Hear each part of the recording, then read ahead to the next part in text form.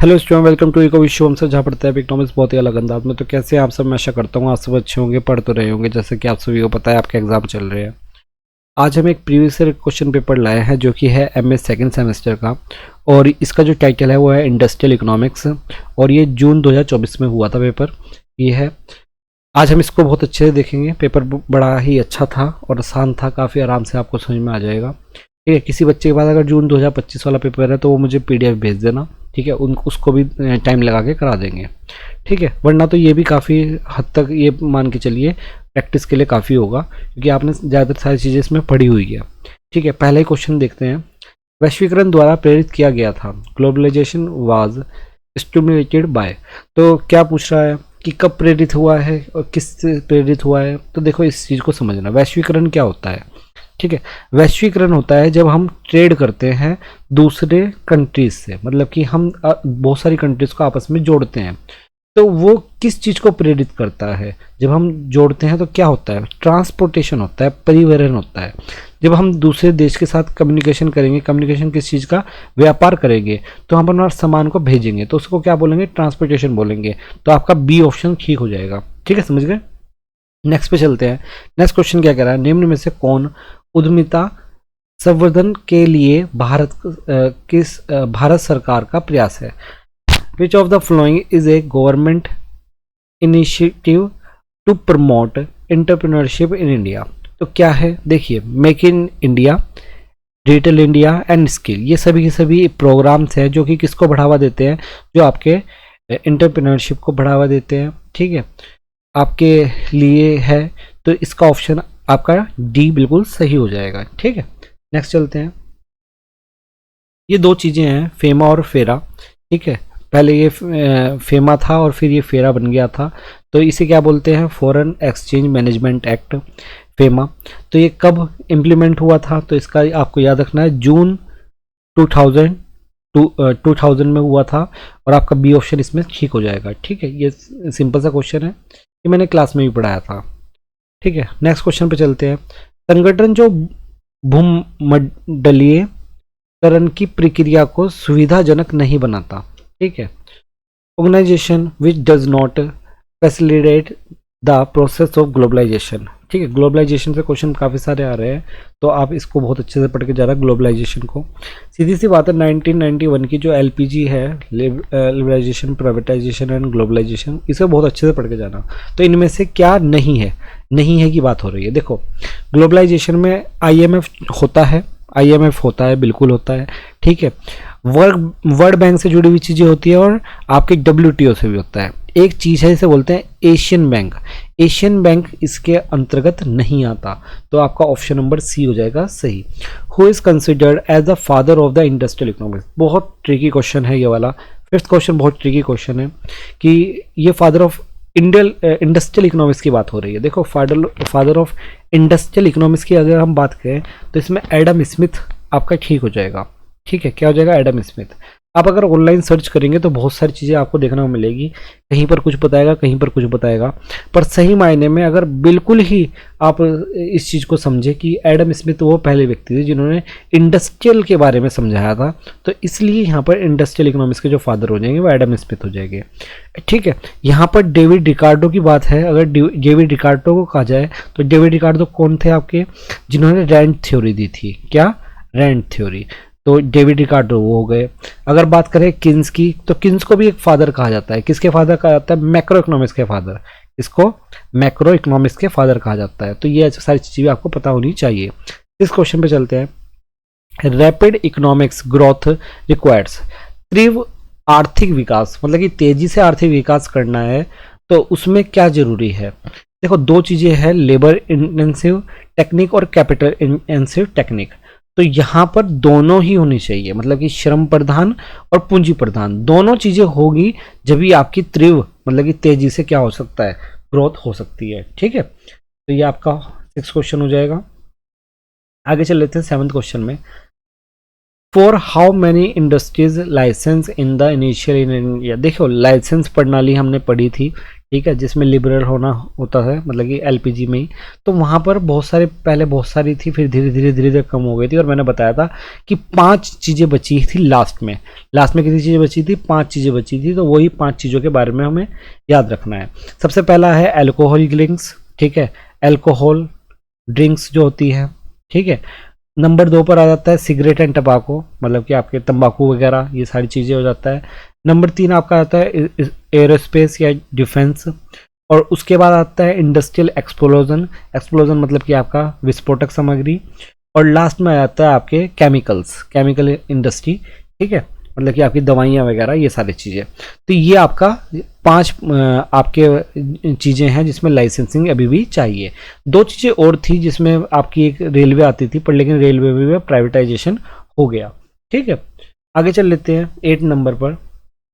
8 question क्या कह रहा है, स्वतंत्रता के पश्चात उद्योगों के विकास में निम्न में से कौन सी बाधा थी, ठीक है। देखो अगर हम बात करें कि इंडिपेंडेंस के बाद कि क्या क्या चीज़ें थी जो हमें ग्रोथ डेवलपमेंट या इंडस्ट्रियल डेवलपमेंट नहीं हो पा रहा था, उसमें पहली चीज ऑप्शन दे रखा है लैक ऑफ द इंफ्रास्ट्रक्चर, मतलब कि जो हमारी संरचना का अभाव, बिल्कुल सही बात है, इंफ्रास्ट्रक्चर तो था ही।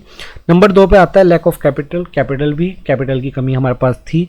उसके बाद आता है lack of investment to invest, देखो बिल्कुल सही, तीनों चीजें ही लैक की है, कमियां तीनों में ही थी, तीनों चीजें कमी थी, तो इसमें ऑल ऑप्शन आपका डी हो जाएगा, ठीक है। चलिए आगे नेक्स्ट क्वेश्चन पे।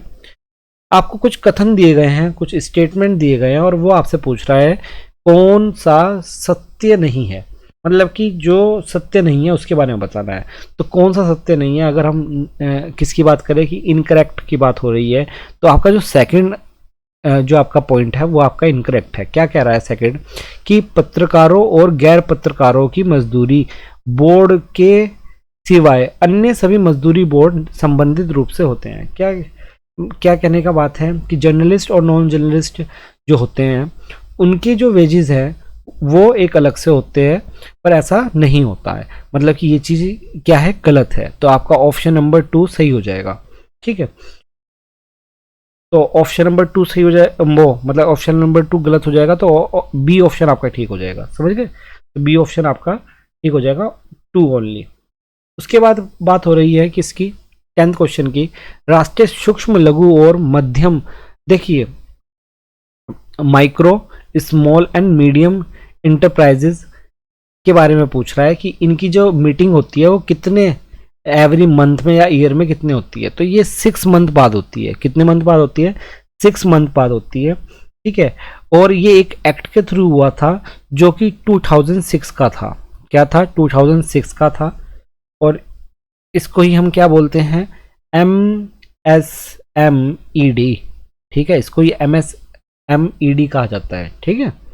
नेक्स्ट चलते हैं, the main source of the funding for the startup are, main sources क्या है स्टार्टअप के फंडिंग के लिए, तो क्या चीज़ हो सकती है, आपका पर्सनल इन्वेस्टमेंट, बिल्कुल सही बात है, गवर्नमेंट के थ्रू, बिल्कुल सही बात है, और आपका सी ऑप्शन भी बिल्कुल सही हो जाएगा कि आपका कैपिटल।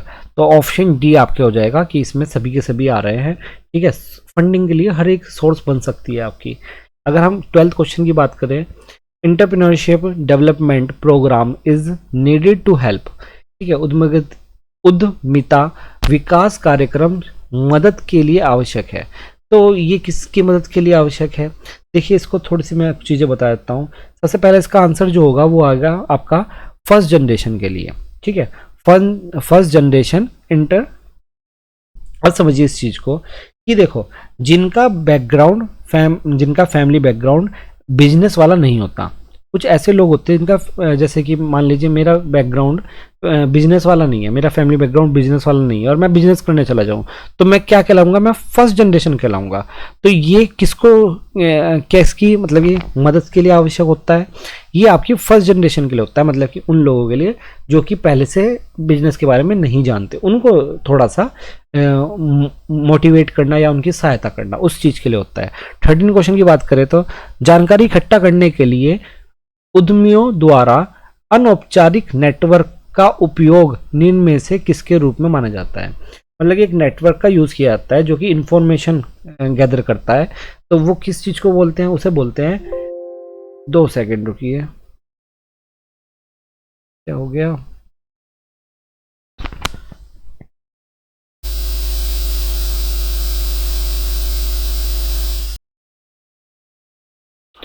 तो हम कौन से क्वेश्चन पे थे, हम क्वेश्चन पे थे 13 क्वेश्चन पे। तो 13 क्वेश्चन का जो आंसर आ जाएगा वो एंटरप्रेन्योर नेटवर्क हो जाएगा।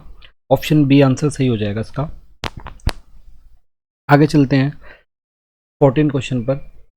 विच of the following entrepreneur has the right to sell any asset. निम्न में से किस उद्यमी को किसी भी संपत्ति को बेचने का अधिकार होता है। देखो अगर मुझे कोई संपत्ति बेचनी है तो वो मेरी खुद की होनी चाहिए, उसमें कोई और व्यक्ति नहीं होना चाहिए। तो सिंपल सी बात है, जो मेरा पर्सनल है। और यहाँ पर जो ऑप्शन दिए गए हैं उसमें जो ऑप्शन ठीक हो जाएगा वो आ जाएगा पहला आपका प्रोप्रेटरशिप। अब ये क्या चीज़ होती है, इसमें होता है एकल स्वामित्व। मतलब कि अगर सोलो ओनरशिप है तो उसको बोला जाता है। तो ऐसी कंडीशन में अगर सिर्फ मैं ही उसका ओनर हूँ, सोलो ओनर हूँ, तो मैं किसी भी टाइम पे उसे बेच सकता हूँ। ठीक है, नेक्स्ट क्वेश्चन पे चलते हैं।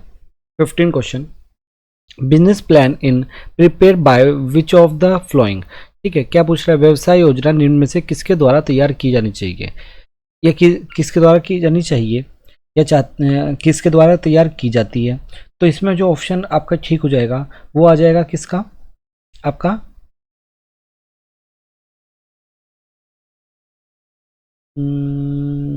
ऑप्शन नंबर सी इसमें सही बैठेगा।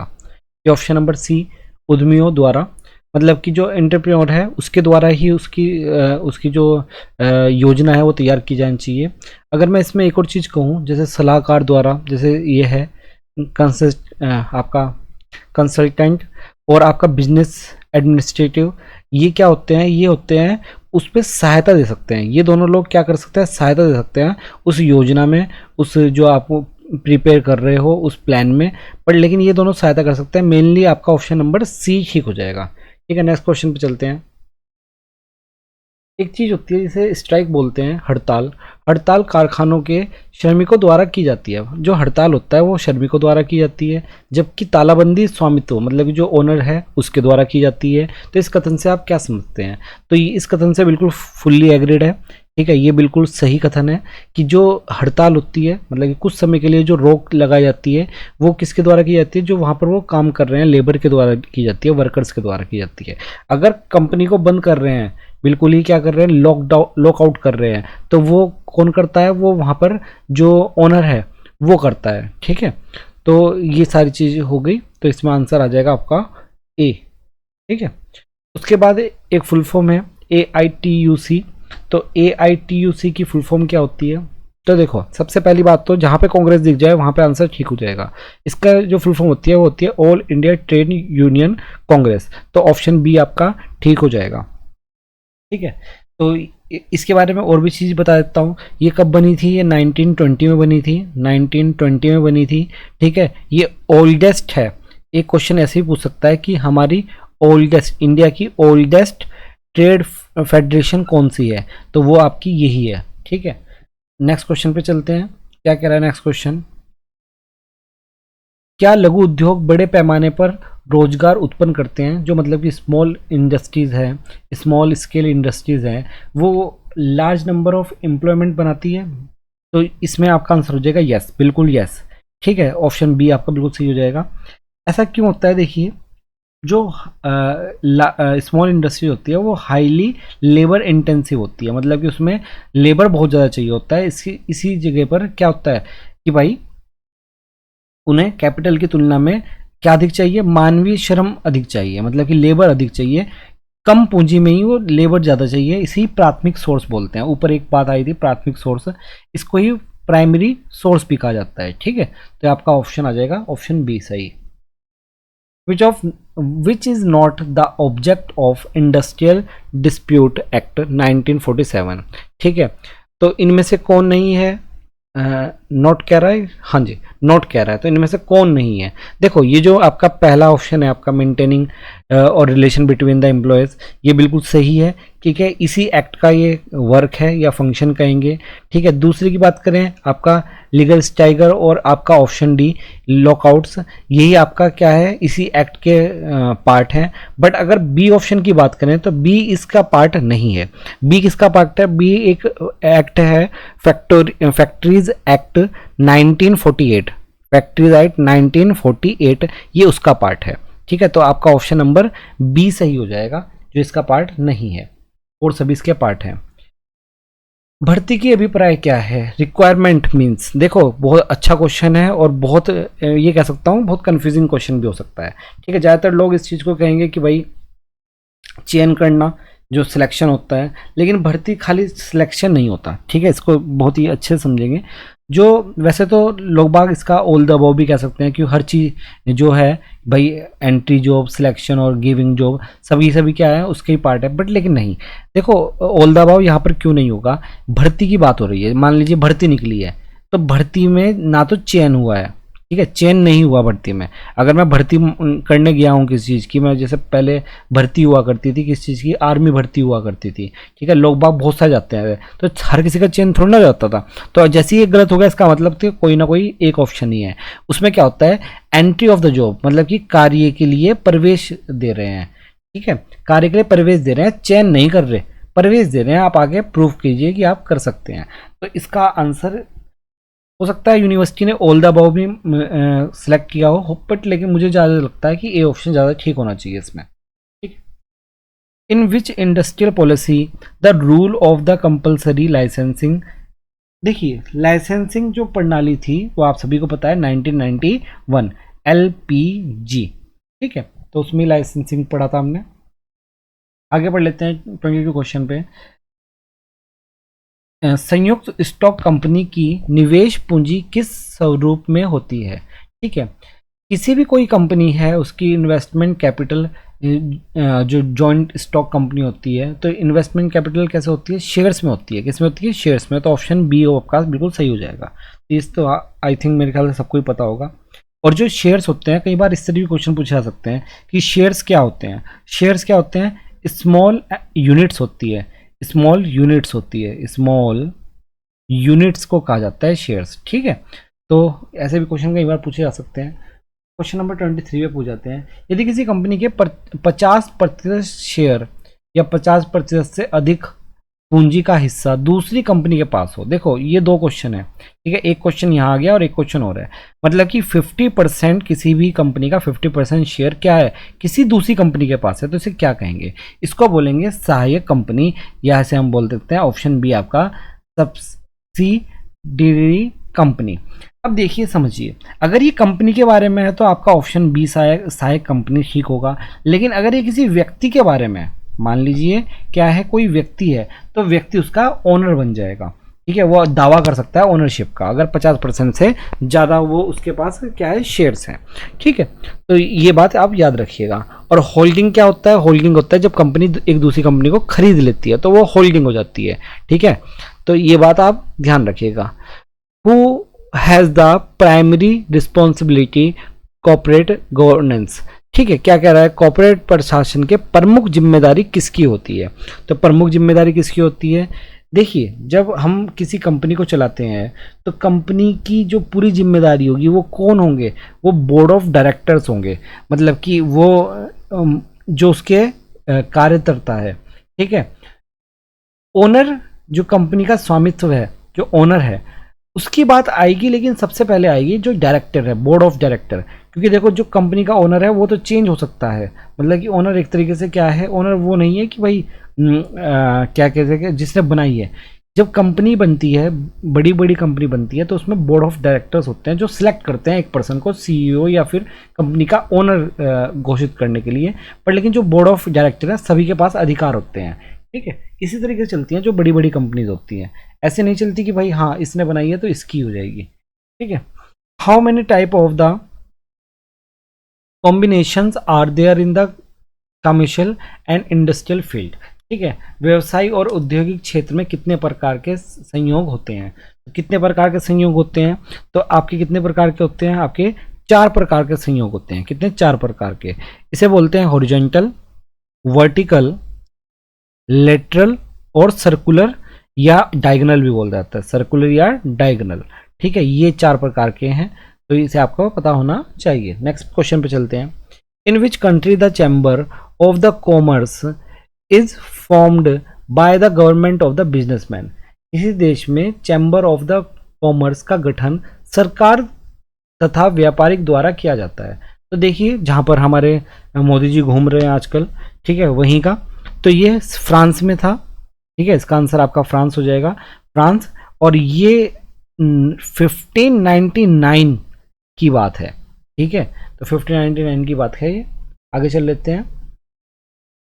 विच scheme was the first started by the unit trust of India? ठीक है, यूनिट ट्रस्ट ऑफ इंडिया सर्वप्रथम किस योजना में प्रारंभ किया गया? तो एक योजना थी जिसका नाम था US 64। US 64, ऑप्शन आपका सी। एक स्कीम थी US 64, और ये इसे बोलते थे, क्या बोलते थे? UTI। ये जो UTI है, unit trust of India, UTI, ये UTI स्टैब्लिश हुई थी 1963 में। ठीक है, और इससे लिंक हुआ कौन? US 64। और US 64 की फुल फॉर्म क्या है? यूनिट स्कीम, यूनिट स्कीम 19, ये यूनिट स्कीम 1964 है, 1964। ठीक है, तो ये म्यूचुअल फंड की स्कीम थी। एक किसकी थी? म्यूचुअल फंड की स्कीम थी, और बहुत पॉपुलर स्कीम थी। ठीक है, अगले क्वेश्चन पे चलते हैं। When did the government start the mini Ratna scheme? एक स्कीम है जिसका नाम है मिनी रत्ना। ठीक है, मिनी रत्ना स्कीम के बारे में जानते हैं। तो ये कब स्टार्ट हुई? तो ये ईयर 1997 में हुई, आपका ऑप्शन नंबर बी। और अक्टूबर, क्या है? अक्टूबर 1997 की बात है। ठीक है, तो आप ये याद रखिएगा। किस चीज़ के लिए होती है ये? फाइनेंशियल, आपकी आज़ादी, फ्रीडम के लिए होती है। किसके लिए? फाइनेंशियल फ्रीडम के लिए होती है। ये फाइनेंशियल फ्रीडम, आज़ादी मिलेगा गवर्नमेंट सेक्टर के लिए। ठीक है, तो आगे चल लेते हैं। Which cost increase with increase in production? देखिए, बहुत इंपॉर्टेंट क्वेश्चन है, हर जगह पर पूछा जाता है। उत्पादन में वृद्धि के साथ कौन सी लागत बढ़ती है? तो वेरिएबल कॉस्ट। जब हम ज़्यादा उत्पादन करते हैं तो वेरिएबल कॉस्ट बढ़ती चली जाती है, तो ऑप्शन डी इसमें सही हो जाएगा। अच्छा क्वेश्चन है, कई जगह पे पूछा गया है। तो क्वेश्चन पूछा जा रहा है कि एक चीज़ होती है, इसे बोलते हैं किंग्ड। ठीक है, यहाँ पर विंट लिखा है, ये किंग्ड है। ठीक है, किंग्ड, किंग्ड डिमांड। ठीक है, किंग डिमांड कर्व थ्योरी किसने दी? तो किंग डिमांड कर्व थ्योरी दी है आपके, ऑप्शन नंबर आपका बी सही हो जाएगा, जिसे कहेंगे मार्शल। नहीं, 2 second, 2 second, king demand curve है ना, तो किंग डिमांड कर्व आपका ए ऑप्शन, आपका पॉल एम स्विजी। तो पॉल एम स्विजी का है, 1939 में, 1939 में दी थी। ठीक है, 1939 में दी थी। और किस चीज़ के लिए थी? ओलिगोपोली, एक चीज़ आपको पढ़ाई गई है, ओलिगोपोली, जिसमें आपके 2 या 3% ही होते हैं। ओलिगोपोली, ओलिगोपोली मार्केट के प्राइस को समझाने के लिए बनाया गया था किंग डिमांड कर्व। ठीक है, बहुत ज़्यादा इंपॉर्टेंट है, एक बार जरूर पढ़ना इसको। ठीक है, आ जाते हैं कई बार। बात है मल्टीनेशनल कंपनीज की। मल्टीनेशनल कंपनी मैंने आपको बताया था, काफ़ी जगह पर मैंने आपको इसी के बारे में बताया था। तो वो पूछ रहा है बहुगामी कंपनियां स्थापित करने के लिए क्या चुनती है? तो ये चुनती है चीप लेबर। क्या? Cheap labour. जो मल्टीनेशनल कंपनी होती है, ये वहाँ पर इस्टेब्लिश होती है जहाँ पर बड़े आराम से लेबर मिल सके। और नहीं, रिसोर्सेज नहीं, हाँ, सस्ते श्रम संसाधन, हाँ, बी ऑप्शन ही ठीक हो जाएगा। तो जो सस्ते श्रम मिल सके जहाँ पर, तो वहाँ पर लगती है मल्टीनेशनल कंपनीज। ठीक है, नेक्स्ट क्वेश्चन की बात कर लेते हैं। 2 सेकंड रुकिए।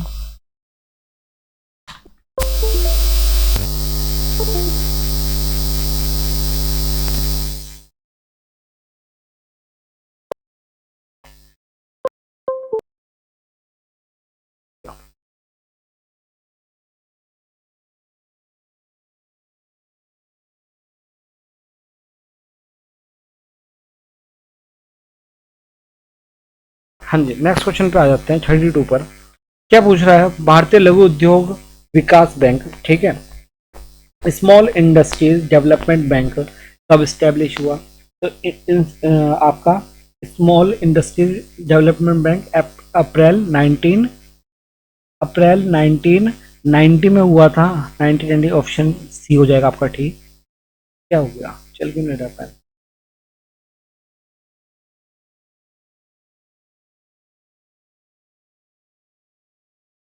तो ऑप्शन नंबर सी, ईयर 1990 में, 1990 अप्रैल था, क्या था, अप्रैल था, ठीक है। तो आपका ऑप्शन नंबर सी ठीक हो जाएगा। 33 क्वेश्चन की बात कर लेते हैं। Form which word was the word retail develop? देखो, एक वर्ड है रिटेल, रिटेल में जाते हैं ना कि रिटेल में हमको कोई सामान खरीदना है, तो ये वर्ड कहाँ पर यूज हुआ?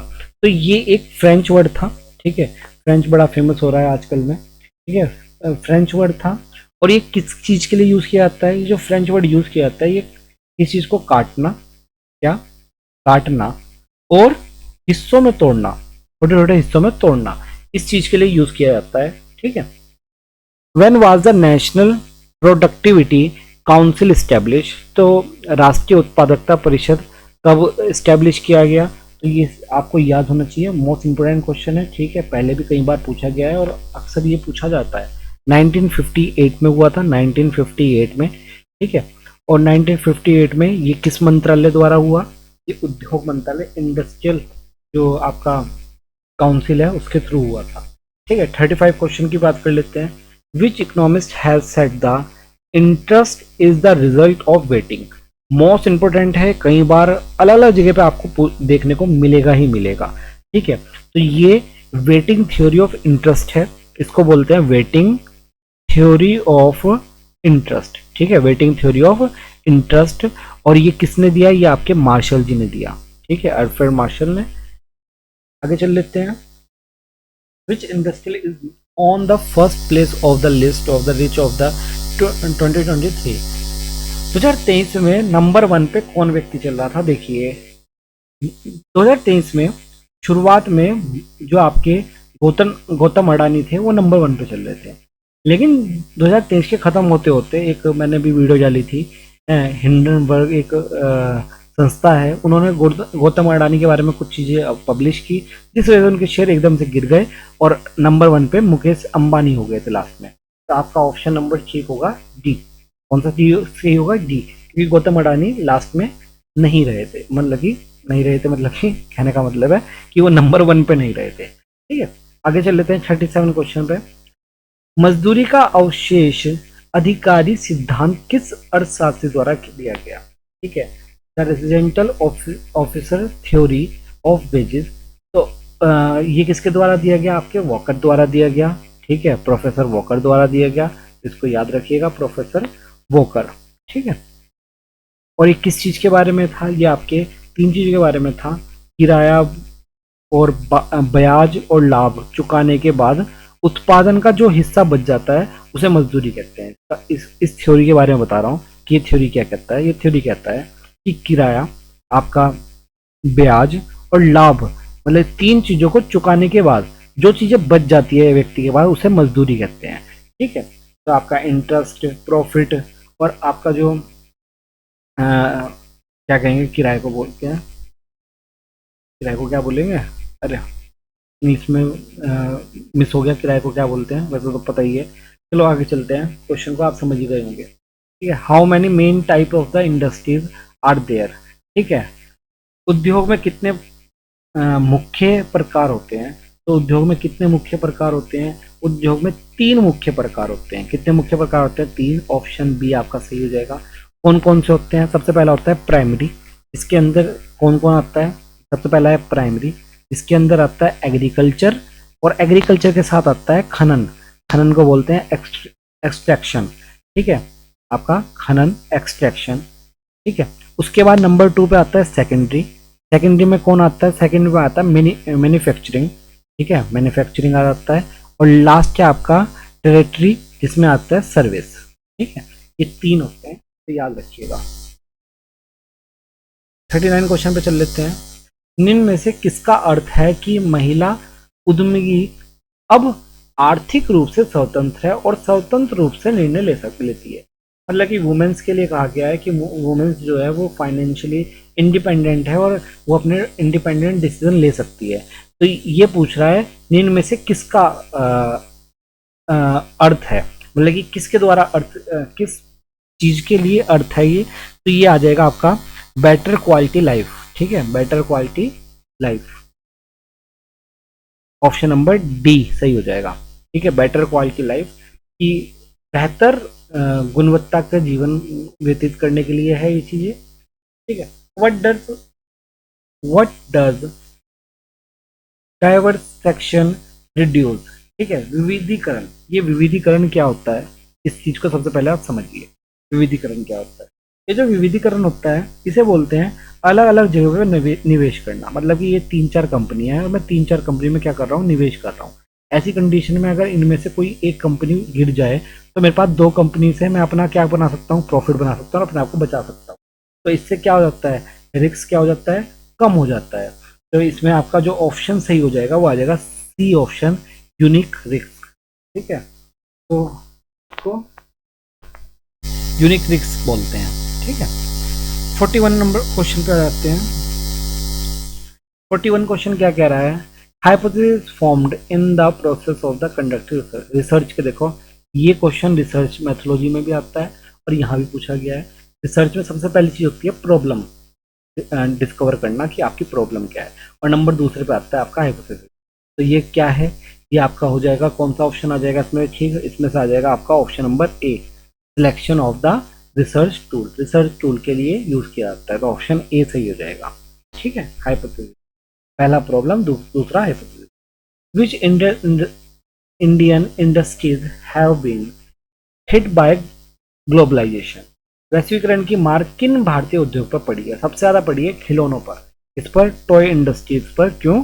ये चाइना से बहुत सस्ते सस्ते क्या हो जाते हैं, खिलौने आ जाते हैं, जिस वजह से जो हमारे यहाँ के खिलौने की इंडस्ट्री है वो सारी खत्म होती चली गई। ये सबसे ज्यादा मार इसी चीज पे पड़ी है। Which of the following is the responsible for the lack of industrial finance in India. भारत में औद्योगिक वित्त की कमी के लिए निम्न में से कौन जिम्मेदार है?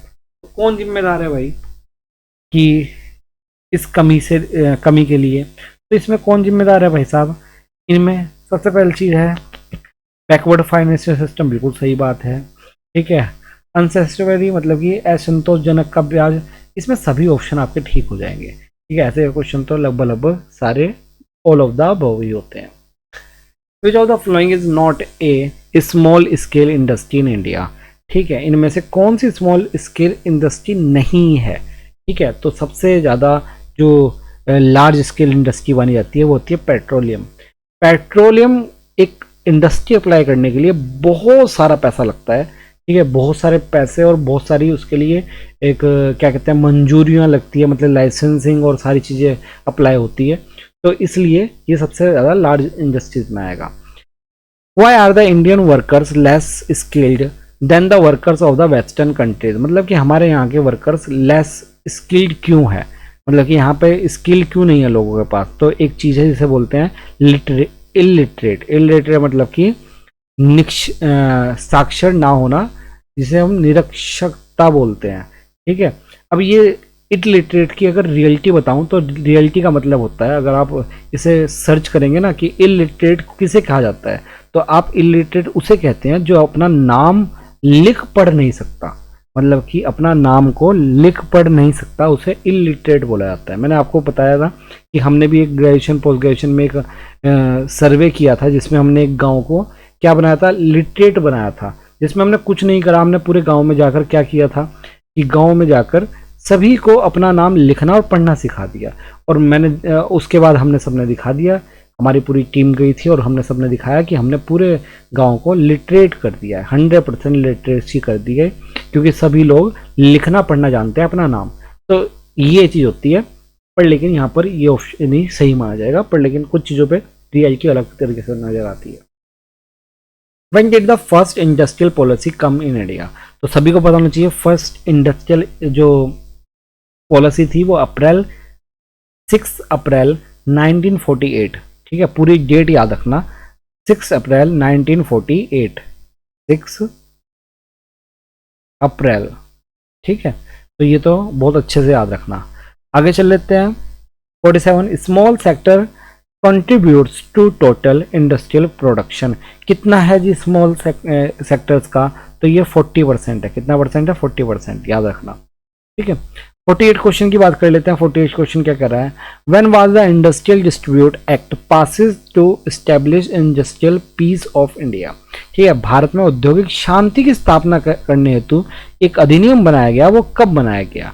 तो वो कब बनाया गया? 1947 में बनाया गया। 1947, ऑप्शन ए आपका क्या हो जाएगा? ठीक हो जाएगा। अगर बात करें एमएनसी, तो आप सभी को पता है मल्टीनेशनल कॉर्पोरेशन या कंपनी। ठीक है, तो एमएनसी आपका ऑप्शन नंबर बी है, तो इसके बारे में तो कुछ कहने की जरूरत ही नहीं है। और 50 क्वेश्चन पे आ जाते हैं। 50 क्वेश्चन क्या कह रहा है? Which of the flowing companies has become India's most profitable public sector company in the fiscal year 2018 और 2019। ठीक है, देखो सिंपल सी बात है, ये क्वेश्चन ऐसा है कि कभी भी पूछा नहीं जा सकता। मतलब ये ऐसा नहीं है कि ये रिपीटेड क्वेश्चन में आ सकता है। बहुत ही कम व्यक्ति इसको रिपीटेड करना चाहेंगे, क्योंकि 2018-19 की बात है। जैसा था 19-20 कर देगा, मतलब कि चेंज कर देगा क्वेश्चन, कुछ ना कुछ चेंज होगा। तो कौन सा था इसमें सबसे ज़्यादा प्रॉफिटेबल था? तो उसमें आप सभी को पता है एक, चलो अभी एक फैक्ट बताता हूँ, पहले तो आंसर दे देता हूँ। बी ऑप्शन आपका ठीक हो जाएगा। हमारे यहाँ पर सबसे बढ़िया अभी जो मोदी जी भी कह रहे हैं कि जी पेट्रोल का कम यूज़ कीजिए और पेट्रोल की क्राइसिस होने वाला है। एक छोटी सी चीज़ है कि हमारे यहाँ पर पेट्रोल अभी के समय पर 100 रुपये के आसपास चल रहा है। ठीक है, 100 रुपये के आसपास चल रहा है, और हम जो इस पर ड्यूटी लगा रहे हैं वो बहुत ज़्यादा लगा रहे हैं। बेसिकली ये 100 रुपये के आसपास होता नहीं है जो हमको मिलता है, ये बड़ा सस्ता है, 48 के आसपास या के आसपास चलता रहता है। पर लेकिन जो ड्यूटी है वो हम एक्स्ट्रा लगा रहे हैं, किस चीज़ के लिए? कि भाई आने वाले समय में हमको हेल्पफुल होगा। अब मुझे नहीं पता ये कितना हेल्पफुल हो रहा है कितना नहीं हो रहा, पर लेकिन जो हम लोग जैसे भूटान और 2-3 जगह पर जब हम लोग पेट्रोल देते हैं तो उनके यहाँ पर बहुत कम रेट पर मिलता है, क्योंकि वो इतनी ज़्यादा एक्स्ट्रा ड्यूटीज़ इस पर नहीं लगा रहे हैं। तो कुछ ये चीज़ें हैं, अब ये किस तरीके से यूज़ करती है गवर्नमेंट और किस तरीके से नहीं करती है तो उनका काम है। ठीक है, हमारा तो सिर्फ बताने का काम है कि क्या रियलिटी है। ठीक है, तो ये आपका क्वेश्चन नंबर 50 हो गया। मैंने आपको बताया था कि 50 क्वेश्चन हम इस वीडियो में करेंगे और 50 क्वेश्चन हम नेक्स्ट वीडियो में करें। ठीक है, चलिए आप मिलते हैं हम नेक्स्ट वीडियो में। धन्यवाद, हमसे जुड़े रहिए, ऐसे ही पढ़ते रहिए। और ये जो क्वेश्चन पेपर है ये बहुत ज़रूरी है आप लोगों के लिए, एक बार अच्छे से इसके स्टडी कर लेना, क्योंकि कुछ चीज़ें इसमें ऐसी हैं जो आपको देखते ही समझ में आ जाएगी और कुछ चीज़ें आपको याद करने वाली भी है। ठीक है, चलिए धन्यवाद।